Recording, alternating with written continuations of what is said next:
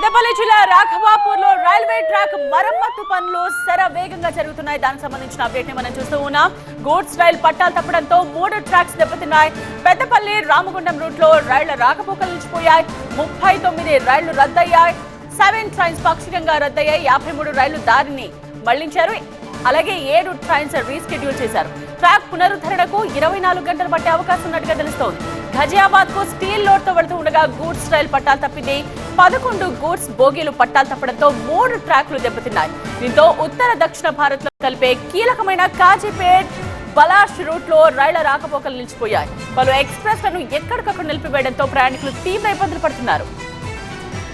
యుద్ధ ప్రాతిపదికన ట్రాక్ ను పునరుద్ధరించాలని రైల్వే అధికారులకు సూచించారు కేంద్ర మంత్రి బండి సంజయ్. ప్రయాణికులకు ఇబ్బందులు తలెత్తకుండా చూడాలని కోరారు.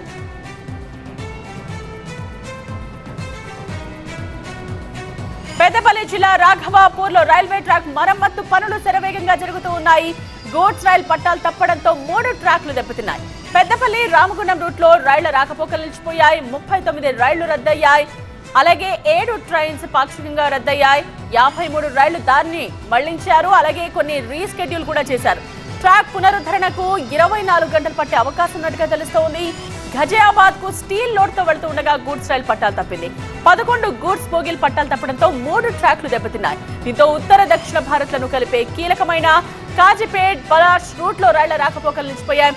ప్రజెంట్ సంపత్ మా రిపోర్టర్ రెడీగా ఉన్నారు. మరిన్ని డీటెయిల్స్ అందించడానికి సంపత్, ఎలా జరుగుతున్నాయి అక్కడ మరమ్మతు పనులు?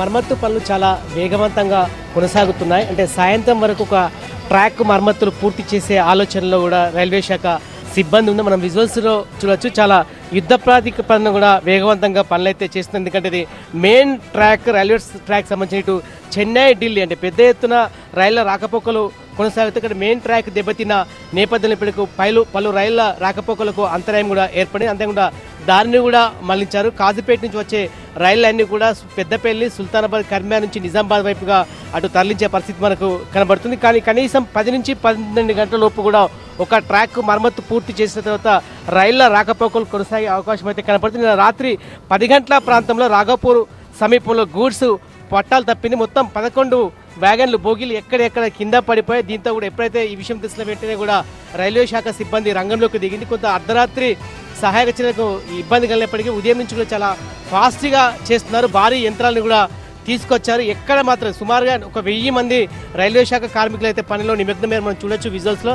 దాదాపు పెద్ద ఎత్తున కూడా కార్మికులు ఇటు కాజీపేట నుంచి తీసుకొచ్చారు. రామగుండం వివిధ రైల్వే స్టేషన్లో రైల్వే కార్మికులు పెద్ద సంఖ్యలో తరలివచ్చారు. ఎందుకంటే కనీసం 10 గంటల్లో కూడా ఈ రైల్వే ట్రాక్ మరమ్మతులు పూర్తి చేయాలి. లేదంటే ప్రయాణికులు ఇప్పటికే చాలామంది ఇబ్బంది పడుతున్నారు.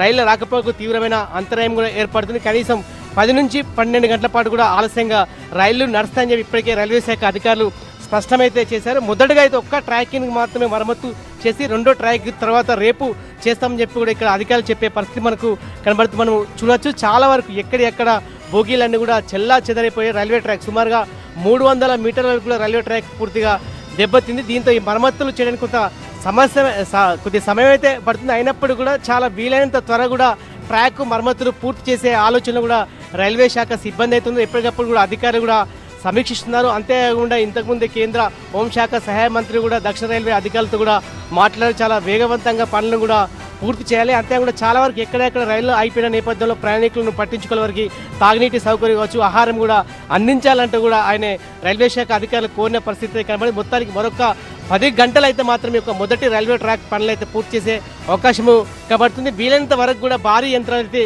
తీసుకొస్తుంది. ఎందుకంటే కొంత పొలాల మధ్య ఉన్న రైల్వే ట్రాక్, దీంతో కొన్ని భారీ యంత్రానికి చాలా ఇబ్బంది అయినప్పుడు కొంత రోడ్డు మార్గాన్ని ఏర్పాటు చేసి కూడా ఇక్కడికి భారీ యంత్రాలుగా తీసుకొచ్చారు. ముందుగా అయితే ఎక్కడైతే ఈ బ్యాగిన్లో ఉన్న మొత్తం ఆ స్టీల్ అంతా కూడా బయటికి తీస్తున్నారు. బయటికి తీసిన తర్వాత ముందుగా ఇక్కడి నుంచి ట్రాక్ పైన ఉన్న బోగీలన్నీ పక్కకి తీసుకొస్తారు. తర్వాత ఎక్కడ చెల్లా చెదరైన బోగీలు కావచ్చు, తర్వాత ట్రాక్ని కూడా మరమ్మతులు అయితే చేస్తారు. కనీసం 10 గంటల సమయంలో మాత్రమే ఈ యొక్క ట్రాక్ను పునరుద్ధరించే అవకాశం అయితే కనబడుతుంది. మనం చూడొచ్చు. ఎందుకంటే ఇది చాలా స్టీల్ బాగా ఎక్కువ ఉన్నది. దీని కారణం కొంత తీయడం అంటే భారీ యంత్రాలు వస్తే మాత్రమే ఈ స్టీల్ని కిందికి తీసుకునే అవకాశం ఉన్న నేపథ్యంలో కొంత పనులకైతే కొంత ఆటంకం అయితే కనబడుతుంది. ఎందుకంటే సహజంగానే మాత్రం ఏదైతే గూడ్స్ కొంత పట్టాలు తప్పితే ఆలస్యం అవుతుంది. ట్రాక్ను మరమ్మతులు చేయడంలో అదేవిధంగా ఇక్కడ కూడా కొంత ఆలస్యమయ్యే అవకాశం అవుతుంది. కానీ కేవలం మొట్టమొదటి ఒక ట్రాక్ని అయితే పూర్తిగా మరమ్మతులు చేసి కొన్ని రైళ్ల రాకపోకలు కొనసాగించే విషయంలో రైల్వే శాఖ అధికారులు ప్రత్యేకమైన దృష్టి అయితే పెట్టారు. మరొక 10 గంటల్లో మాత్రమే రైల్వే ట్రాక్ సంబంధించిన పనులు అయితే పూర్తయ్యే అవకాశం కనబడుతుంది. చాలా యుద్ధ ప్రాతిపదికన ఇక్కడ మరమ్మతుల పనులు అయితే కొనసాగుతున్నాయి. రైట్ సంపత్.